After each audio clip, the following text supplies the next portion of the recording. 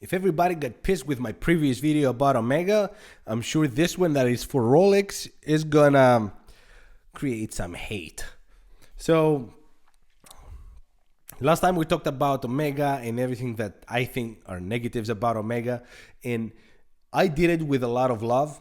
I really like Omega. I love their history. I love their designs for the most part, but there are many areas that I think they need improvement, and I did it with love, and yet I got the backlash. So this one that I know many people are loving Rolex, a whole lot more, I guess, than Omega, is gonna create some hate. But anyway, here goes nothing. Number one, movements. I criticize movements on Omega. I'm gonna criticize movements here for a different reason. On Omega, there was no decoration. Here, there's decoration, machine decoration, machine decorated movements, but there is decoration. If you ever see a Rolex movement, typically is very beautiful, and I love the architecture of it. I love that whole bridge on the balance wheel. I think they're beautiful. So they do amazing movements, but they are very simple. They have only one watch that even that doesn't sell very well, and I think this is part of the issue here. Rolex got their customer base based on their designs and not on their movement. That's how they're able to just take one movement from one watch, stick it to another, and it works perfectly fine. Typically, historically also, deep seas, Submariners, and Dayjusts, they all share the same movement with minor modifications, and that's okay, but it's very simplistic. And for a watch for that kind of money, that was good when Rolex was $3,500 to $6,000, but right now with their pricing, I think that's not good enough. Of course, there have been many modifications through the years. The newer movements have longer power reserve and they're a little more refined, fine, but at the same time, others do the same for far less. So that's number one. Number two, and it sticks to number one, as I said before, lack of imagination. The design language is the same. Yes, it makes it classic. A Rolex watch is recognized miles away, you can see. But if you can see it, you know it's a Rolex, and that is undoubtedly part of the aura of the brand. But at the same time, it's boring. And typically, the presentations that I see online and all the pictures look far better than the actual watch. I've tried most of them. I've seen most of them. And I can tell you firsthand, most of them are boring, especially the sports models. The only watch that I actually think looks better in person is the Dayjust, and both the steel and the two-tone. That is a beautiful watch, but everything else, I find it very boring, and it goes back to what I said in my previous videos, that I like complications. So keep that in mind. Three, of course, it has to be availability. You can't find them. When you do, and it's not like you can't find them, right? I think there's a whole market around this brand. If you see videos online with all these dealers that we discussed before and we will discuss in the future, they have boxes and boxes of watches that don't release because they want to keep the prices like that, and they keep collecting everything because they can sell them for a whole lot more.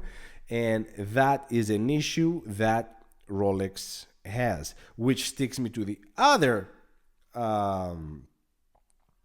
point, which is the lack of transparency both in the manufacturing methods and the numbers. Why don't you say exactly how many watches?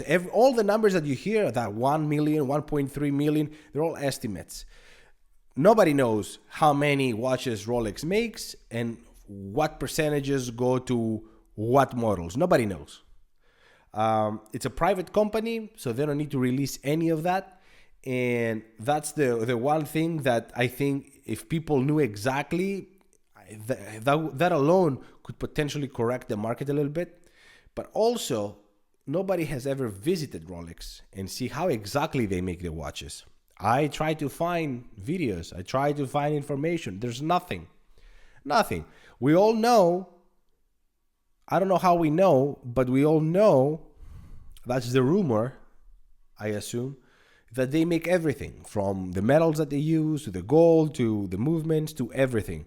So we assume that yes, they are like a very vertical integrated factory, but that's what we know based on rumors or press releases. We don't know. Nobody has visited to see and take videos and show to people. So that's lack of transparency. The other thing is the price, and the price has to do with, connects with the first point. They try to compete with AP, Patek Philippe, and all those brands, and brand-wise, marketing-wise, they're there almost, but they don't do hand work on the movements. Patek, AP, Vacheron, they all like have fine details that are made by hand. Rolex doesn't do that. And they might throw a diamond in the, like diamonds on their watches. They might do a little different designs, but that's all they do. And then they sell for hundreds of thousands, where you can buy a Patek for 50, 60,000. And there's a lot of work and artistry in that watch. Vacheron is my favorite by far by all these watches, but they're trying to compete there and they're not there. The other brands have a bunch of complications and Rolex has almost none. There's only one that I can think of, and that's it. I mean, if you count for complication the GMT or whatever, fine. I'll give you a bonus though. I thought it would be 5 points, but I'll give you the sixth, and I think that's gonna take the most hate.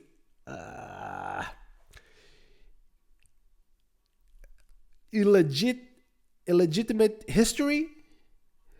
You see, Rolex keeps claiming firsts on everything.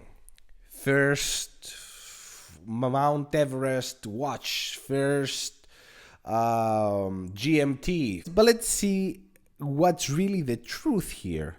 You see, the first watch on Everest probably was also the Explorer, the Rolex Explorer, but the actual person that went owned a Smith's watch, and he went for sure wearing his Smith's on the summit.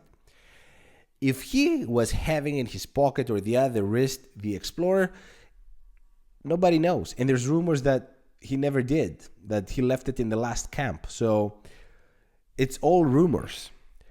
Now, on the GMT side, supposedly the first GMT was made for Pan Am crew, and that's what Rolex wants you to believe. But 2 years earlier, Glycine, the airman, it was already having a GMT watch. And we can go even further back in 1925, and Longines had created the Zulu time, and that was the first ever recorded GMT. Yeah. Needless to say about the Daytona, nobody said anything first about the Daytona, but its Hall of Fame is Paul Newman, an actor that many of us know as a name in my generation. I'm a millennial. Older people might remember, but generations in the future won't. And I wonder how much will this affect the Daytona price in the future. I mean, legitimately, NASA checked Rolex among other companies, and they picked Omega.